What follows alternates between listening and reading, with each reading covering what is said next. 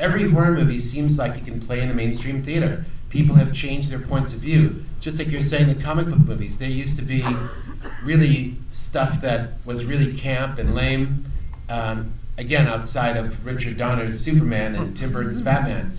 But Sam Raimi's yeah, thank you. But it's great to see these genres move into the mainstream. And now horror has moved like from the basement into the sunlight. I'm not sure it's a healthy sign.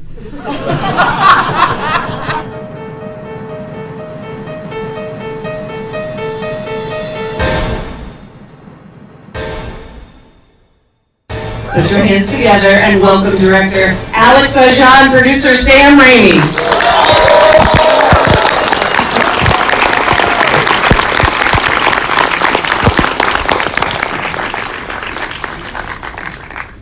I feel like I saw a lot of people getting up like in the middle of the movie, and I assume that it is to get more booze. Because I know that I needed like probably 2 more drinks than I actually had watching this both times. No more water. No hydration, all booze. Let's start, first of all, with, like right at the beginning, with the effects. What alligators were real and what alligators were not real? Please help me sleep tonight. All of them are real. Get out of here.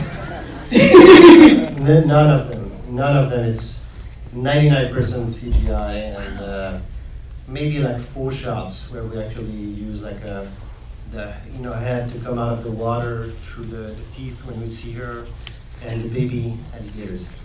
Oh God, those were Everything real? else is CGI. Wow, that's amazing. So they were acting with nothing. They were acting, in fact, with a lot of different type of proxy. We had the like the long rod with the foam head to attack. But the best one was the actual stuntman dressed in a spandex wingsuit, crawling, in the crawl space. Super scary. I mean, my son saw like an early cut of the scene and was more scared by the actual like stuntman fully, green spandex than the actual animator. It's weird to find a guy like that hanging around your basement. Always, every time. Sam, were you on the set at all or a lot? Just in the first few weeks, and to make sure that things were going well. But Alex is such a master. There's really no need. I contributed as a sounding board more than anything. This is all Alex's vision. He's a real master filmmaker. Sometimes I'd question him and push him about things, offer ideas, along with Craig Flores, our other producer, who's here tonight. Woo! Where are you, Craig? Where are you? Craig, yeah. Stand up, Craig. Now, here's a question in the back. Can you guys hear Sam? I feel like his mic might be a little low. Oh. Can you guys in the back? But a little closer here. Yeah, Okay, speak a I'll little- get closer. Got There it. you go. Thank you, director. I got your back. Was there a moment with you kind of interacting and questioning and always kind of working to make this as terrifying as it turned out? Was there one memorable moment for you when you went, holy shit? Yeah, when Alex, who's got tremendous experience with water, I think probably from Piranha, Piranha, yeah. would unleash these flood tanks on the actors. I think, oh my God, what are you doing? Is it safe? Yes, it's safe. Don't worry about it. Only 20 tons of water. Wow. That was scary, but he really knows. He knows his stuff. He knows his stuff. Technically from like Piranha, working with tremendous amounts of water tanks, from horns, from great actor performance. He knows how to do that. He knows how to build tension, great suspense from Hot Tension. It took all of those different movies, I think, to be able to make something like this. It's a combination of performance, tension, technical expertise. He's got it all. That's too nice. I mean, I have to say, like Sam, and like it's really like the producer that every director will dream to have. So, he's always there to support your vision and help you and find ways to defend it. So it's a great thing. Craig and I would offer ideas all the time, and Alex would say, no. But I think oftentimes it led him to think, okay, well maybe there's a problem there. Even though these guys came up with some ideas that are not great, maybe there's something I need to work on, and he'd often use that to come up with his own idea and improve whatever it was that was torturing us. When I was watching this for the second time, I was really able to kind of distance myself and think about what it must have been like for you guys on the set. That set is like essentially a crawl space that's you can't even stand up in. What was the set like? Because every day going to a creepy crawl space set that's dirty and wet. Nothing better.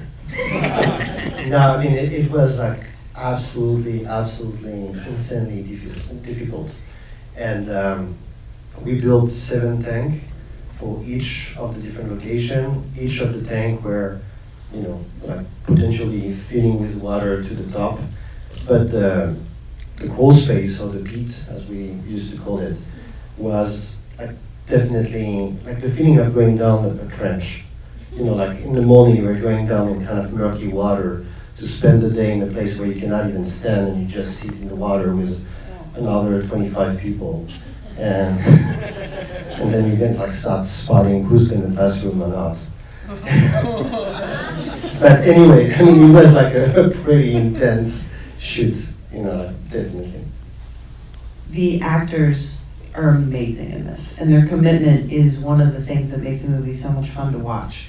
Can you just talk about your apex predator, good old Caius Scodelario, and also Barry Pepper? It's like, I feel like Barry Pepper needs to be 800 times more famous than he is, right? Yeah, I mean, you know, he's always so special. I mean, he brings it, you know, like it was first without the two of them, it would have been impossible to make this movie. They understood really early on that, you know, of course they knew, they read the script, so they had a pretty good idea, but they were not imagining how difficult it would be. But they understood very early on that they had to stay in the water with us, that they couldn't go in between takes or in between shots to just like, you know, rest on the top. They had to, because it was taking too much time. And you know, like for me, when I think about Barry, I think about him like between every take, like using sandbag and getting into, you know, like a out of breath and suffering to be in the bath each time with the water and you know, like destroying a lot of mics. but I was like really, you know, that was intense. It's always interesting to see how when you put actors in a almost like a survival scenario of shooting, how, you know, they feed and how they use it to actually deliver or help their, you know, like a performance. Something that struck me this time is even just watching that scene in the beginning with Kaya swimming, I was thinking, she really has that same spirit as the animal. And it really comes through just in that moment so quickly. And that has to be mirrored by all you guys on the set, because that really seems, like from where I'm sitting, I like dry land, thank you. You know? I do like dry land, and you know, like, I thought that making Piranha was very, very hard as well. And we went through all the checkbook of everything that can go wrong on water, which is like, everything is true. It's always very difficult. And you know, then you forget. You just forget because you watch an audience enjoying the movie, and then going back there after a few days with no AC on the crawl space. And you're like, what happened? Why did we write that like this? You know, why? And then you see it again with the people, and you know, it's very, you forget again. And you go back doing another one of this. I think this is one of those movies that I remember as being very gory, and it actually isn't. It's just very effective gore when it shows up. Can you talk about those special effects, like that first wound when Kaya's gonna look like he smacked around an alligator and she looks at her leg? And I'm just gonna relive it for you guys.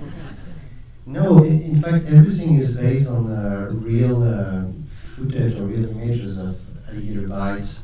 The movement, everything is really like, there is a lot of conversation about, you know, oh, but, you know, they're so strong, they should have like, taken the leg out. But no, I mean, sharks are really resistive, so they cut straight. Alligator have huge pressure, but they just hold you, and then they do the death roll and dismember you, which is the beauty of it. God, And we really see it when that cop gets it. Oh, brutal. Were those effects, like, were those prosthetic, kind of gushing, oozing, disgusting? Yeah, I mean, everything was practical on that side. Wow. Adrian Morrow was a great makeup artist, create all this makeup and dummies and stuff, so that was really nice. Even if, when, as you can imagine, when you turn the water red, then you have to filter the water so you can shoot again. So it takes a little bit of time. Slow. Was your composer, what's the genesis of what I like to call the gator sting? Wow. It was something that I really, really wanted to have in the movie. I wanted to have a theme for the gator, and we went through, an happy road with another composer first, and finally we met a group of composers, Lorne, Max and Stefan. I think Max is here, right? Yes, so one of them is, and they got the movie right away. I mean, like Sam, you remember how it was like we went there and they just played the score, and that was exactly the sound of the alligator. I remember we talked about. I mean, alligators are fascinating beasts in many levels, but they have that thing with the B flat. Like when you play a B flat, if you go to like the other day or visit some alligators one day, take your tuba and play a B flat, and you'll see they respond right away. Yeah. They have this kind of that's the sound that makes them react. What? Yes, yeah, like you play a B flat and they just get really loud. And so we talk about that and like the sound of the music and having this kind of very ancestral like theme coming as almost from the beginning of the movie to the end, as like they get more and more powerful. Wow. All right, I know you guys have a lot of questions. Let's start getting to them. Right there, I see you. Sam, that scene where in Evil Dead 2 where all the things started laughing on the wall, was that improvised or was that in the script? Okay, the scene from Evil Dead 2, where everything is on the walls, was that improvised? They all started laughing. No, it was written, but we didn't really know which items we were going to get to laugh, and so all through pre-production, I'd meet with the prop people. They'd say, we can flap this book open with a string, or we've got a stick, we can push this thing and make it move. And in that scene, everybody in the crew had a stick or a string or something, from the production assistants to the director of photography's assistant. Everybody had something, and they were all puppeting. They had a really, really great time with that. But it was kind of a combination of, during pre-production, figuring out what things we would animate. It's all such a collaborative effort. Okay, right there. Hello, thanks for the film. I'm curious if there was a draft where one of the characters maybe didn't make it or had even more of a close call, or if there was like a big mom gator that's coming back from one more chomp or something. Yes, we had all those versions, all of them. The writers are also in the room today. We're here. We had a version with one of the big gator grabbing the basket at the end from the helicopter. And we, in fact, also shot a version where Barry was not, surviving. Womp womp. Right there. Mr. Aja, what is your favorite French horror film and why? Ooh, French horror film, and why? There's not that many. So it's a tough question. I will say Les Yeux Sans Visage, which is the usual classic answer, but maybe. But I think the Wage of Fear is not really qualifying as a normal movie, but it's definitely my favorite suspenseful one.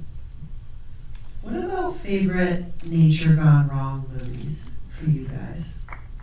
Do you have one that really stands out for you? I liked Earthquake. Yes, that's a great one. walking on this movie, the one movie that I really got inspired again by something from really my childhood was Cujo, which is not exactly like a nature going wrong, but a little bit. But there is like something interesting in the balance between the drama and the survival and like a creature that you see because you know it, and something that you don't need to hide because there is no mystery about that, but something that's really scary at the same time. I bet if you asked Steve Wallace, she would say nature's gone super rough. Right down there. Yep. I'm just wondering what you did to research alligator behavior. Is there anything you did to find out how alligators attack people? Yeah, I mean there is an amazing amount of course, written elements online, but also like a lot of video. I watch hundreds of hours of alligator and crocodile footage. And to be honest, most of them are like very underwhelming because they just like rust in the sun and they don't do a lot and they're pretty lazy. But then when you find and you isolate and you get the best of all those very feral, violent, super fast attack, then you can start seeing how amazing and terrifying they are. They almost a perfect killing machine. They almost didn't change for the last 16 million years. And so, what we did is we really took all those little, piece of video and we fed the visual effect company with them. So all the animator could, get for every shot, oh, it's going to move like this, it's going to do this. So everything was really based on actual footage or actual picture, like all the design of the alligators, their size, it's based between like the beautiful specimen that's in the New York Natural History Museum, and also another one that's still alive in Miami in a shelter in the Everglades. His name is Godzilla, and it's really like a tough one. And that was the reference for gators. Yikes. Oh, back there? Hi. Thank you so much for the film. I grew up mostly in Florida, and I've been through my fair share of hurricanes. And I'm wondering, I know the film wasn't shot in Florida, but how much time, if any, did you spend in Florida, and what about it struck your imagination when coming to setting up different shots and bringing that whole area and this very specific experience to life? When I received the script from the Rasmussen, one thing that I think got me beside the story and potential of making something very suspenseful and was in my early teen, I spent half a year in Miami, and my favorite thing was to go in the Everglades and actually spend time watching alligators, and so it stayed with me for a long time. And so when I got the script, I kind of that was meant to be. Right there. Can you talk about directing the sort of like geography of the crawl space? Because the audience sort of has to know where everything is and where the characters are at any given time. Did you figure this out? Yeah, you've done well. Yeah, that's I'm happy, and it's a genuine question because we spent a lot of time trying to be sure that it was clear. Because this this crawl space looks very similar like a crawl space. Basically yes, we spent a lot of time designing the floor plan, going through for each scene about all the movement and all the where they're going from one position to another, be sure that we will be able to remember, some few elements that will kind of give us a feel to it. But yeah, I mean, that was very important, and I'm glad that you don't, you didn't feel lost in that space. Right there? This is for Alex. Wonderful film, by the way. I had a question. As a director, reading the screenplay, what drove you to make it, and how did that affect your vision?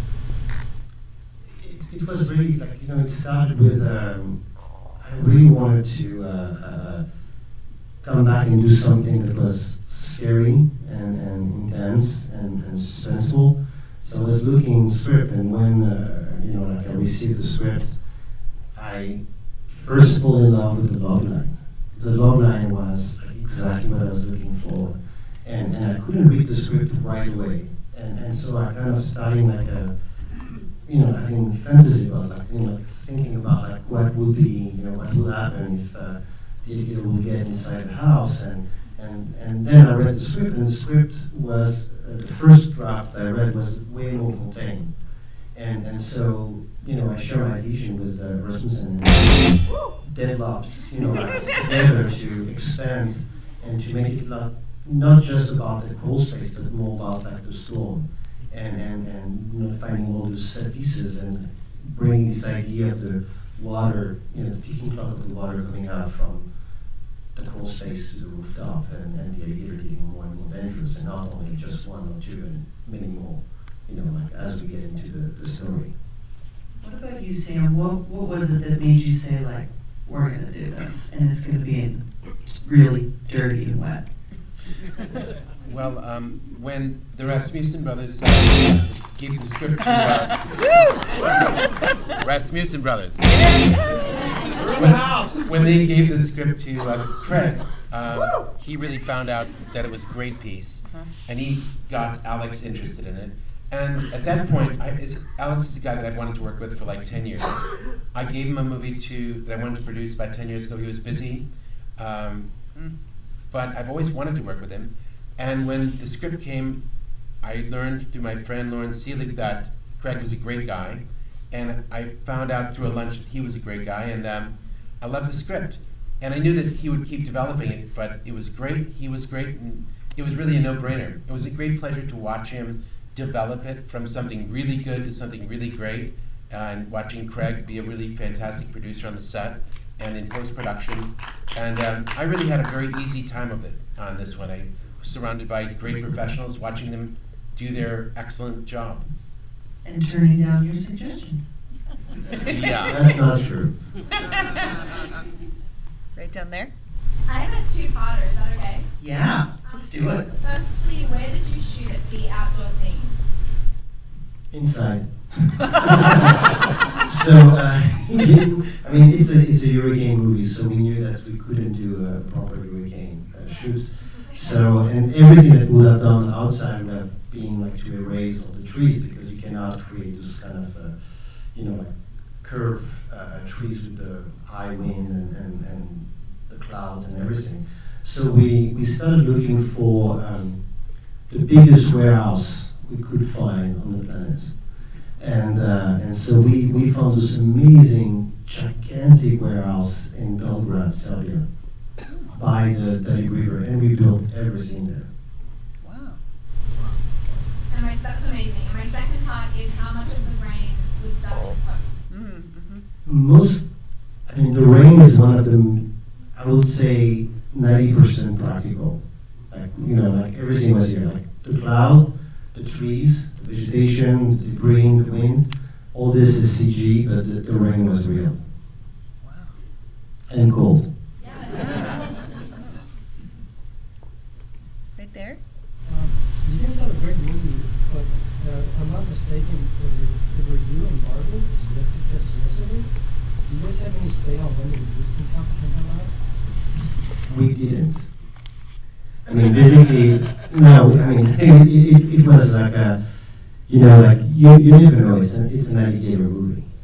So, we were like, really hoping that the review were great. We couldn't imagine that it would be that great, and we're very happy of that's happening right now. But it's usually like something that's happening a lot to keep like an embargo until the last week of the release. So it kind of like damage control in case something goes wrong. And this time it went so right. There. So frequently movies feature fictional teams in universities. However, you guys had the University of Florida. Do you guys have a relationship? Or what's the process in getting a real? Their swim team is the Gators. We couldn't do without that. And that was like that was you know, like the main thing was like it was too good to be, you know, true. I mean, like, I'm French, as you can hear, so like for me it was fascinating that we could find a real college in a real place, a real location that will make so much sense that she's also part of the Gator team. What's the process of like reaching out to them and getting their permission to use their likeness? So I cannot really answer to that, but I think that all the legal departments look into, you know, and then we can actually, like, if you don't harm or if you don't misrepresent them, or if you don't do anything that's like hurting the, you know, like the school, I think that you can pretty much use it. Yeah, safe to say they were into it, because they allowed it and they absolutely wouldn't have done that. They were like, apex predator, I mean, obviously we have to be involved. Was this movie inspired at all by a TV show on the Discovery Channel called Guardians of the Glades, where a bunch of pythons escaped from breeding during the hurricanes? What's your favorite horror movie of all time? Was this inspired by a horror movie? Gardens of the Glades. Yeah, Gardens of the Glades, I'm gonna watch it. Yeah. I didn't watch it, so I'm really into it. I mean, the snake question was a real question, because we, you know, like, there is one gator for 10 inhabitants in Florida, so it's a lot, but there's a lot of snakes as well. So we were wondering if we should have had snakes as well. Yeah, second movie. Get on it, guys. Get on it. Right there. This is being looked at as the golden age of horror right now because all genres are dying except superheroes and horror. Do you guys feel that? Are the floodgates wide open? Do you feel like what are the possibilities right now? What's going to happen? Yeah, well, it's really different now because horror has come into the mainstream. It used to be, when I was a kid, just stuff that they would show in the drive-ins or like really cheap theaters, and there weren't really. Most of the movies were like really cheap Italian horror movies or like super cheap 16mm stuff. And then there was like the high class stuff like Richard Donner's The Omen or The Exorcist, where they had like, you know, Gregory Peck in them. But now it's really, every horror movie seems like it can play in a mainstream theater. People have changed their points of view. Just like you're saying, the comic book movies, they used to be really stuff that was really camp and lame, again, outside of Richard Donner's Superman and Tim Burton's Batman. But Sam Raimi's Spider-Man. yeah, thank you. But it's great to see these genres move into the mainstream. And now horror has moved like from the basement into the sunlight. I'm not sure it's a healthy sign. But like you say, it's interesting that all things are possible now. Yeah. Do you have anybody in the back that I'm missing? No? Okay. Right there. Thank you so much for not killing the dog. Oh, yeah, thanks for not Sugar. Was there any reason you opted for CGI rather than practical gators? Yeah, I mean, it was really impossible to reproduce the movement of gators when they fast and attack, you know, with any type of animatronics. Or if it would have been possible, it would have been, you know, like forcing us to be very, you know, like close shots, inserts. And I really wanted to see the alligators around them. I really wanted to have long shots where you can actually see them moving around. And, you know, we're living in a time where CG are doing, I mean, insane things, like from, you know, like the Jurassic World to the Planet of the Apes. I mean, it's like absolutely fascinating. So it was, of course, because we didn't have the budget of Jurassic World or Planet of the Apes. But we kind of like took that, you know, leap of faith of saying like, okay, we're going to get that quality of visual effect. And we're going to fight to get it. And so, you know, but yeah, the practical is always very charming, but you see it now. I think like people are very savvy to make the difference between something that's just like mechanical or even puppet versus something that's just, you know, feels very fast and closer to life. Yeah, like if anybody's seen the early 80s movie Alligator, partially animatronic, and it does hold up. It does hold up. Right there. So, you know, we're dealing with climate change right now, and this is a hurricane movie. Sam, is there more incentive to make more eco-horror? Is there more incentive to make eco-horror? Well, not really, not for me. But I think maybe the Rasmussen brothers, maybe they were inspired because it's a thing that's happening now. We see the southern United States flooding every season, and like you showed me a picture of, and Craig, picture of an alligator in somebody's house when they came home. And I don't know if you Rasmussen brothers were inspired by the eco situation that's happening in the United States, but it seems like you've taken these very possible events and put them together, and that's what I loved about the script too, was like, oh my God, I can't believe nobody ever thought of this. It's so great and so possible that this could happen. That's what I loved about your script, and I guess because our environment is changing, but it hadn't occurred to me to make an eco horror picture. Alright, this is a bit off topic and great film, guys. Sam, but I know Bruce Campbell said he's done with Evil Dead. Will we see another Evil Dead film? He's done when I say he's done.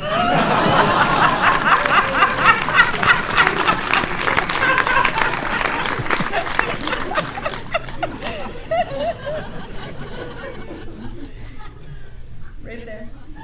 Earlier you talked about trying to solve certain problems in terms of the filmmaking and shooting in that crawl space. Can you come up with like one particularly memorable example of a problem that you were wrestling with, that you tried to solve? What was it and how did you solve it? It was a very important one, but not very interesting, but still. We spent on the 8 weeks of pre-production, at least 5 weeks, talking every day for a few hours about how we're going to build those tanks. And I can tell you that there is at least like 25 different type of tank that you can build in different material and different things. It was a key question for the movie for sure, and we were building 7 of them, and they all had to communicate, to use the water, to recycle the water, to clean the water and everything. And yeah, that was like the big one. That was the big subject that we had to decide. And so finally we went some kind of battle to build. Nothing has been dug, and it was all above the ground tank. Are there any amazing outtakes that you have that like we might see on a DVD or something? I mean, for whoever liked the movie, there is great behind the scene of how crazy that production was.